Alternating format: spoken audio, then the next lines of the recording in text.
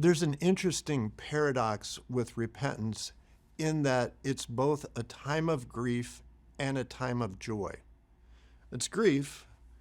We see that in the language of Luke 15, we've had our face in the manure of sin, and it's joy. We're coming home from a far country.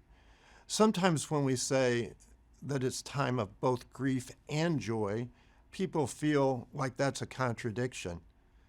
But this is where Jesus, the Lord's parable, is so beautiful and so genius. You think about the prodigal son, the Gospel of Luke tells us that the father saw him when he was still a long ways off. Now, when the son saw his father rushing out to meet him, how do you suppose he felt? Did he feel grief? He looked at what he'd done to his dad. He looked at the lines of care and the grief that he had caused. And of course, he felt grief.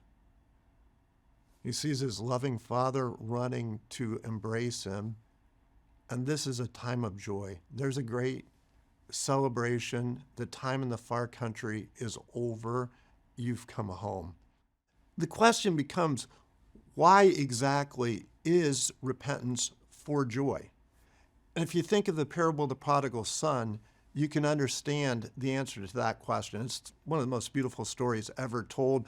Dickens is quoted as saying it's the greatest short story ever written. So why is it an occasion for joy? And the answer is because of the beauty of the Father. The Father is beautiful from beginning to end.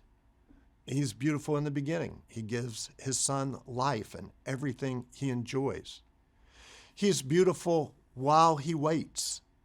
He waits, he sees his son while he's still a long ways off. He's beautiful in that he absorbs the cost. The money's not going to be recovered. He's just welcoming his son home, and he absorbed the cost. He's beautiful in being patient with the legalism of the older son. And he's beautiful in the celebration. And of course, it's beautiful that the younger son, this is just the beginning of the story. Now the younger son has come home to fellowship with his father, and we who turn to Jesus will fellowship with him for all of eternity.